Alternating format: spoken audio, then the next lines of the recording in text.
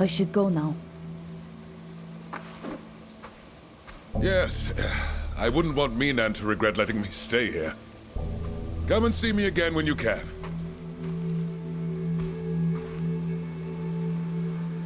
Hello gamers and fellow Renaixe. GreedFall 2, the prequel to the awesome original GreedFall, is here. The game was released in early access, but there is a fair amount of content already, roughly 10 to 15 hours of gameplay, featuring several world regions. Story-wise, the game is the exact opposite to the first one. Now you play as a native, starting on your home island of Tier which is effectively the tutorial region, and then traveling to the so-called Old World, which is more or less the fictional version of Europe, North Africa and the Middle East. The events transpire roughly 3 years before the story of the first game. The Dying World, as the game is called, is already suffering from the mysterious Maliko pandemic, which is basically the fantasy version of the medieval Black Death, but with yet undetermined causes and how the disease is actually transmitted. As of now, the Maliko remains a side note, since the story concentrates on you and your Tier companion Nilan, who get kidnapped for an unknown reason and brought to the Old World. It is now your quest to find your way home, despite all hindrances and setbacks.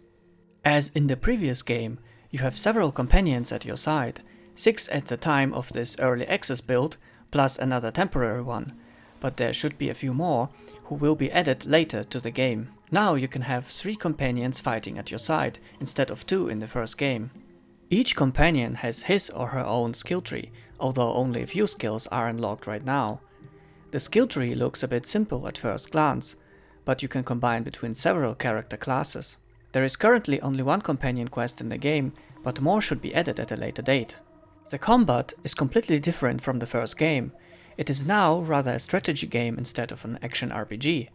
You click on an enemy, select the skill, and then watch your character perform the attack. The combat feels strange, slow and a bit clunky.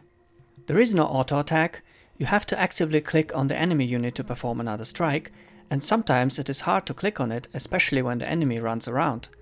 But luckily, there is a tactical pause in the game as well. As of now, the combat system definitely needs some improvement, which the devs acknowledged. I'm personally more a fan of active combat with dodge and block maneuvers like in the first game, but I think the combat of GreedFall 2 will actually be more varied and interesting once the game and the skill tree are fully released. If you don't want to bother with combat at all, especially in its current state, you can choose the story mode as difficulty setting. With it, you and your companions will receive no damage at all during action scenes, and thus you won't have to deal with gear upgrades, spells and potions, and can simply enjoy the world exploration and story.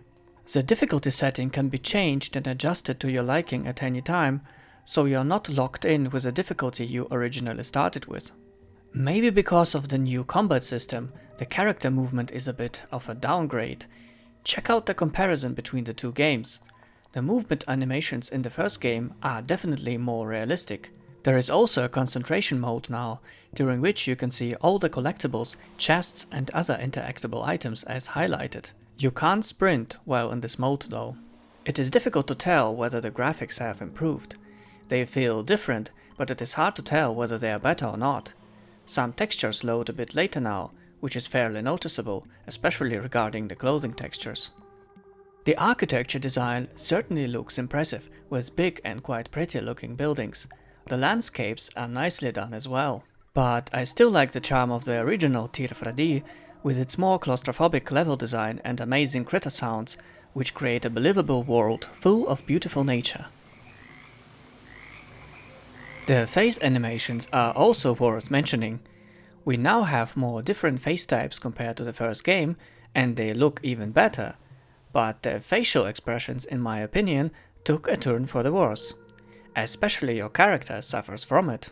There is a scene a few hours into the game where your character loses a trusted companion, but in her grief and shock she can barely move her face muscles.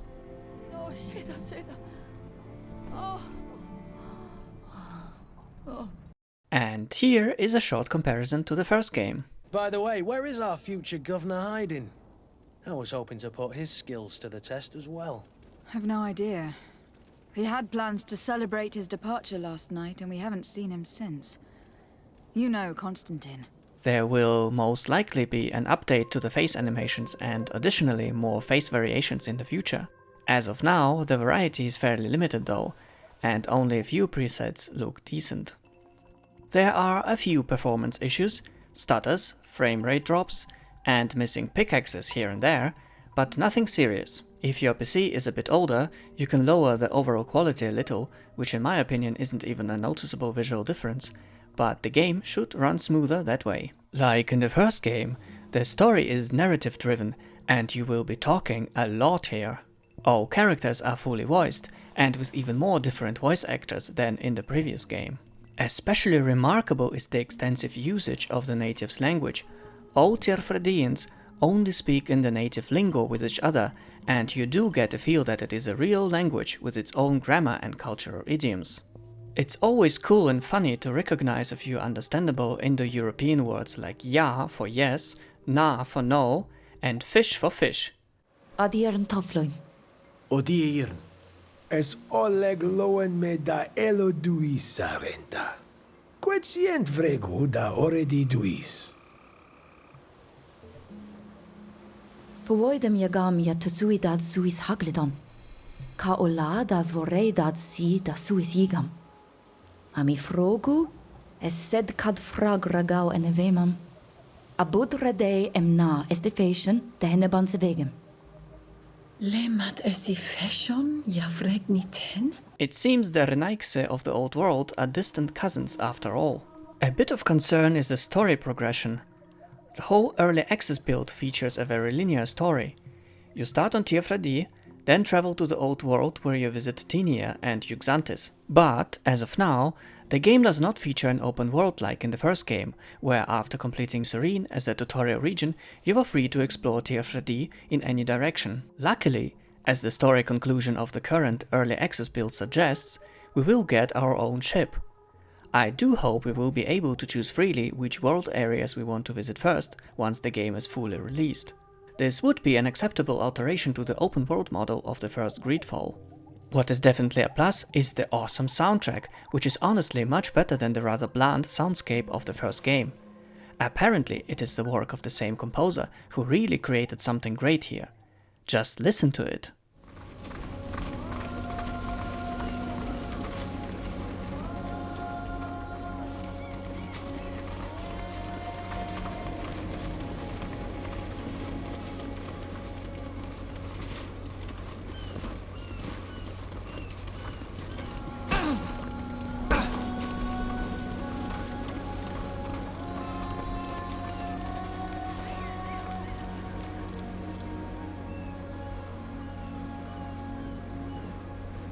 And there you have it, my fellow Renaigse.